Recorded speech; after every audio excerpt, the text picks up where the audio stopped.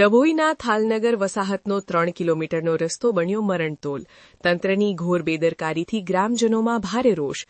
ડભોઈ તાલુકાના થાલનગર વસાહત વિસ્તારમાં છેલ્લા ઘણા સમયથી રસ્તાની હાલત અત્યંત બિસ્માર બની ગઈ છે. માત્ર 3 કિલોમીટરનો આ રસ્તો સંપૂર્ણપણે ધોવાઈ ગયો છે, જેના કારણે સ્થાનિક રહીશો અને વાહન ચાલકો નરકાગાર જેવી સ્થિતિનો સામનો કરી રહ્યા છે. રસ્તા પરથી ડામર ગાયબ થઈ ગયો છે અને માત્ર મોટી મોટી કપચીઓ જ બાકી રહી છે. આ કપચીઓને કારણે વાહનોમાં પંચર પડવાની ઘટનાઓ રોજિંદી બની ગઈ છે. જે અંતર કાપતા માત્ર 5 મિનિટ થવી જોઈએ, ત્યાં અત્યારે અડધો કલાક જેટલો સમય લાગે છે. રસ્તો એટલો ખરાબ છે કે વાહન ચલાવવું જોખમી બની ગયું છે. રસ્તાની દયનીય હાલતને કારણે 108 ઇમરજન્સી એમ્બ્યુલન્સ કે એસટી બસ જેવી પાયાની સુવિધાઓ પણ ગામ સુધી પહોંચી શકતી નથી.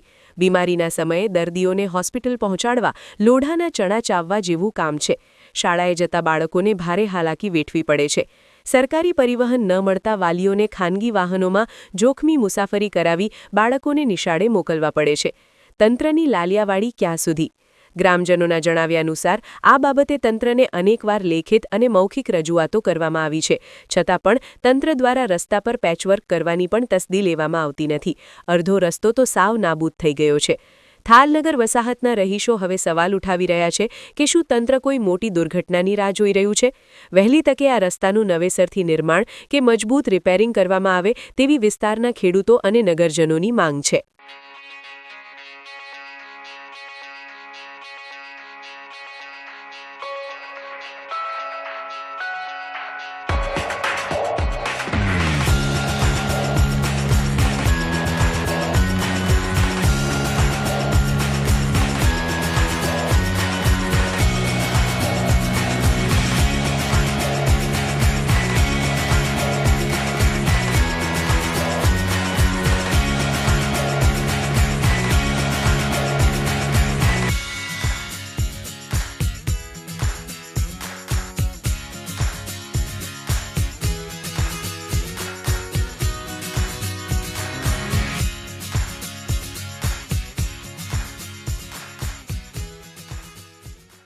સમાચારની અવનવી અપડેટ જોતા રહો નિખરતા ગુજરાત ન્યૂઝ સાથે. નિખરતા ગુજરાત ન્યૂઝને લાઇક, શેર, સબસ્ક્રાઇબ કરો અને બેલ આઇકન દબાવીને સમાચારની ઝડપી માહિતી મેળવો.